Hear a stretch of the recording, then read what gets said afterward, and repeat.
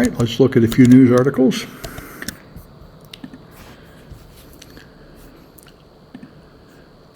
So there's this thing called Microsoft SCCM, which is a configuration manager, which Microsoft uses, a system center configuration manager, and apparently people use this to control their Active Directory environments and to push out updates and so on, and it turns out that there are some very common flaws in the way people employ it.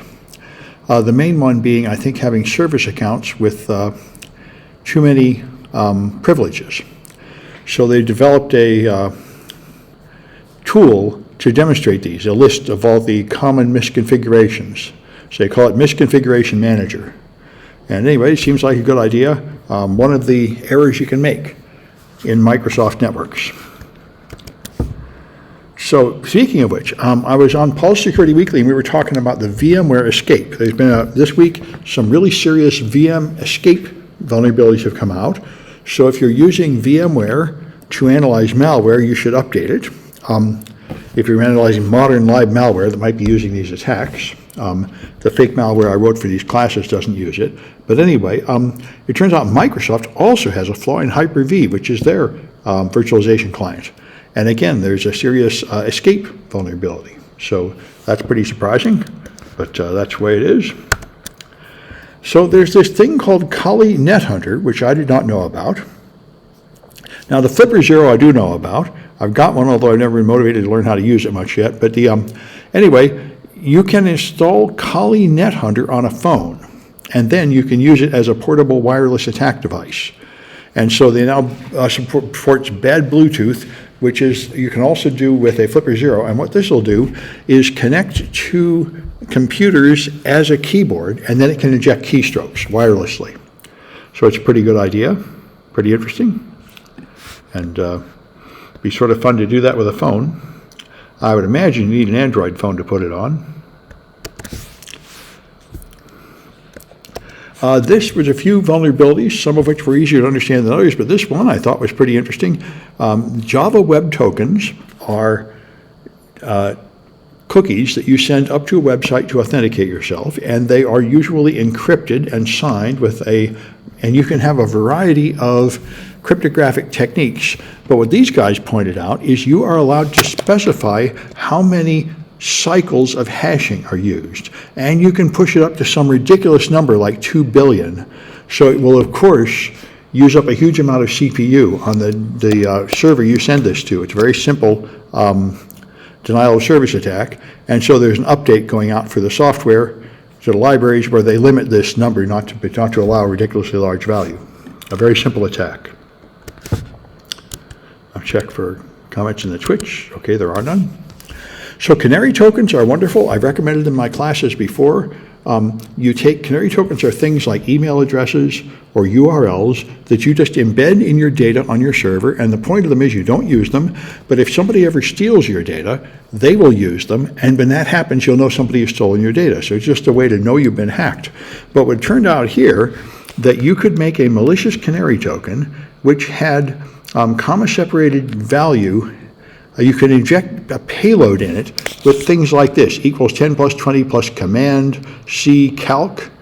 And then what happens is, it's harmless in the canary token, but when somebody downloads a list for logs as a CSV file and opens it on a Windows machine, it will then execute the payload. So that's an interesting fact. And I don't know exactly why that happens. I think when I double-click a CSV file, it opens it in Excel. On Windows machines, you usually have Excel installed, and I thought Excel had protections against that. But anyway, it's interesting. You can have command injection in the canary token. Now, I don't think this is a serious risk. In the first place, they supposedly have updated it to fix this, but in another case, a canary token is something you put on your machine deliberately to detect attacks. It's not something an attacker is putting on your machine, I would think. So it's not likely that they'd be able to sneak a malicious one on. So Don Lemon got fired from CNN a while ago, And so Elon Musk wanted him to put his program on Twitter. Now, Elon's trying to compete with YouTube, and the industry insiders I listen to say this is a pipe dream, it's never going to work, but he thinks he's going to have Twitter compete with YouTube as hosting videos. And he's been trying to get big stars there. Like, I think he does have Tucker Carlson. And so he tried to get Don Lemon on, but Don Lemon interviewed Elon Musk, and a couple hours after that, he just got angry and canceled the show and killed the guy's Twitter account. He does this a lot, just sort of in a feat of petulant anger, gets mad at people and just cancels them. And he's then explaining, like, what did he ask that caused all this? And it was the kind of questions a lot of people ask him, like, why aren't you doing anything about the Nazis on Twitter and stuff like that, and the hate speech on Twitter? And if you ask that, he will just get mad at you and say, I don't need to explain myself to anyone, and then just cancel you so you can't talk to him anymore. So he just seems to be suffering from terrible child tyrant syndrome. Like so many, there have been infants become kings down through history, and then they just do arbitrary, capricious, cruel things because they have power and they don't think there are any consequences for anything they do.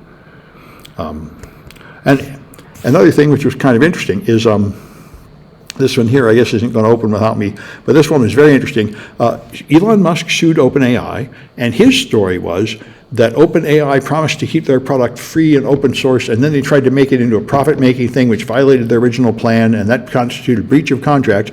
But OpenAI retaliated to that lawsuit by releasing Elon Musk's emails, which explain what really happened, which is the most cynical thing you can do. Remember, Elon Musk about a year ago demanded a 6-month pause in everybody developing AI to save the world from artificial general intelligence that would kill us all, and then it turned out he was using that time to stockpile cards so he could make his own AI, which he has. And so anyway, what the emails show is that the real thing that happened at OpenAI is he demanded to control the company, make it a profit-making company so he would get the money. And then he said, you should even just make it part of Tesla. And then he said, if you don't let me be in charge, I'm going to withdraw all the funding. Then it will starve you out and force you to agree to my deal. But they found other people to fund them, like Microsoft, and told Elon Musk to take a hike, and that's what happened. So all of his claims that he was doing it for some high-minded reason are just garbage. And this is the amazing way Elon Musk resembles Donald Trump. People just make obvious, stupid lies that everybody can immediately see are lies and just keep going, because I think they both learned in both cases, they count on the fact that most people just aren't paying much attention. Anyway, so United Airlines is in big trouble, and by the way, so is Boeing. I mean, they have the 5th incident in a week of their planes just falling apart in various ways in midair. And Boeing, their stock has fallen by 27% because so many Boeing planes have had serious safety problems. So it's pretty bad. The state of American Airlines are very bad. I'm glad I haven't been flying around lately. We really need some kind of improvement there. The safety is getting really bad. And I think Boeing is now the only company that makes airplanes. And the monopoly is not good. Airbus. Yeah, maybe in Europe, Airbus. Yeah, I think might be the only American company that makes planes.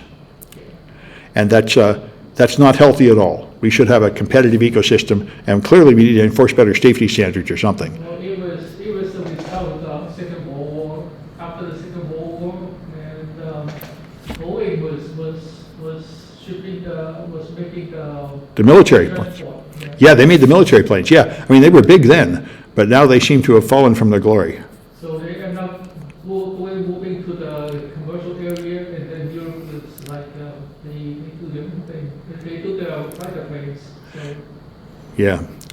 Yeah, and by the way, it looks like we're going to ban TikTok or force them to sell to an American company, and a Chinese trade representative has said this is really just pointless revenge and it will come back on you, which seems reasonable. It's pointless. I know. Already banned technology export of TikTok already, so it's not going to go anywhere. Yeah, I know. I think it's because what we really need is privacy legislation, limiting what apps can collect and resell from you, applying to every app. But they can't pass that, so they're just going to punish TikTok just out of racism. But that's not addressing the real problem. All the other apps are spying on you too, and that's not good for you either. But more than the apps, all the commercial, all the other software, they all they're getting information from the user. Yes, exactly. They're all collecting data and reselling it and making money off it, and even the antivirus program, they got caught. Yeah. Well, yep. Anyway, I'm going to stop the news.